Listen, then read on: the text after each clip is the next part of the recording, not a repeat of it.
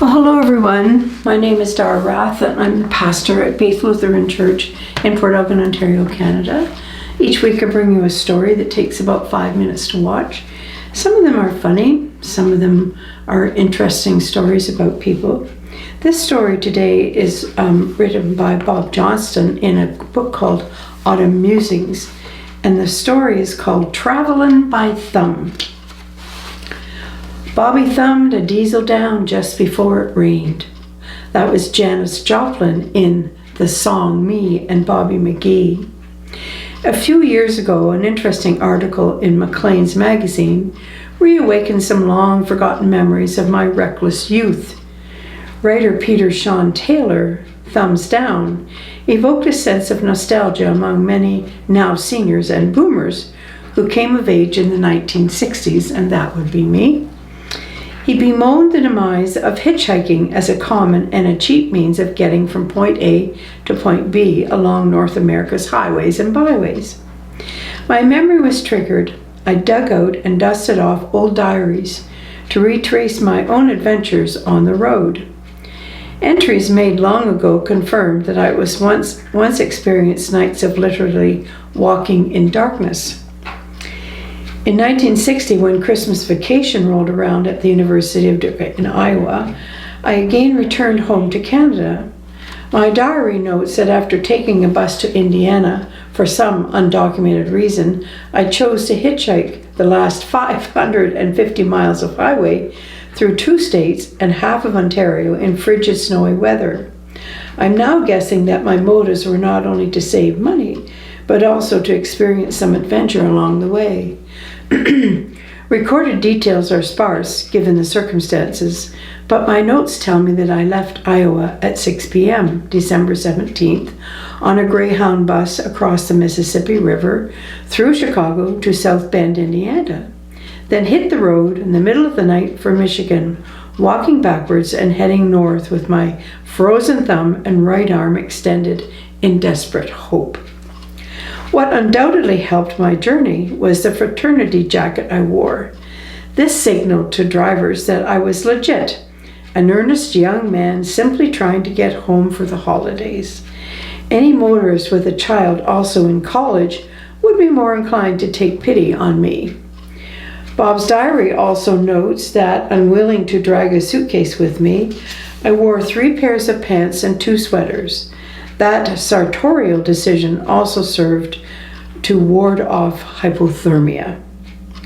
24 hours and 6 rides later, to Detroit, to Windsor, to Chatham, to London, to Galt, to Toronto, I warily staggered through my relieved parents' front door.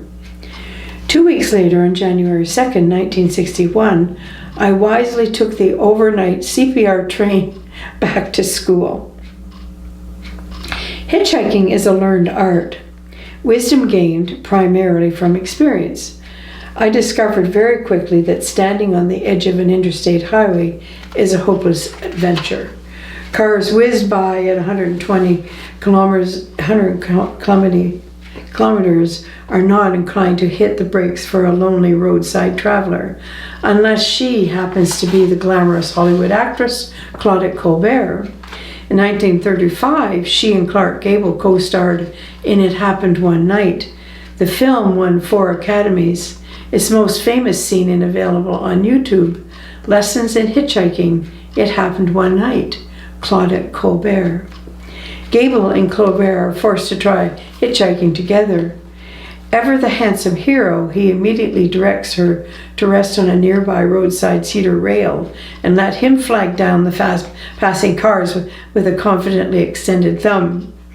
After hours of unsuccess, Colbert takes over, explaining that it's not the thumb which is the important body part in these situations.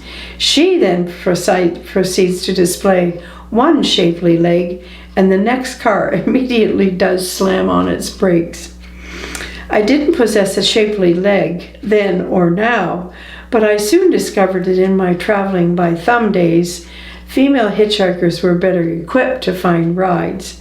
I never tried my luck anywhere near where they were competing for the driver's attention. I also learned to wait for a vehicle beside on-ramps to major highways where speed limits were much lower, enabling me to take a plaintive eye contact with the man or woman behind the wheel. These days, hitchhiking has lost most of its allure for both driver and anyone trying to get a ride.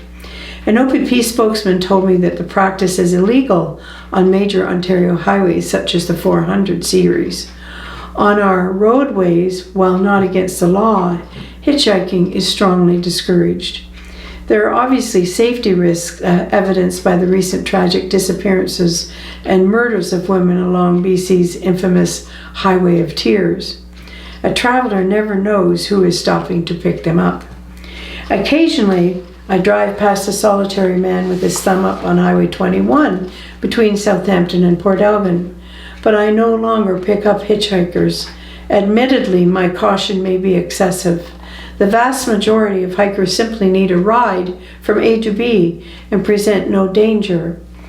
And with very few exceptions, drivers who stop to offer a ride to do so of the kindness of their hearts, perhaps a desire for some conversation or companionship to break the lonely tedium of a long journey ahead.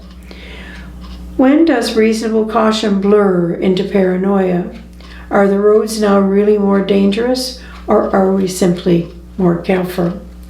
I hear that hitchhiking in Europe still retains some of that missing allure of the open road. Backpackers can usually find rides between hostels as they discover the joys of travel in foreign lands. Although I'm getting on in years, increasingly creaky, my thumb still works well. I wonder if a really old man can stay in a youth hostel. What a wonderful story from Bob Johnstone. So blessings on your day, and thanks for taking 5.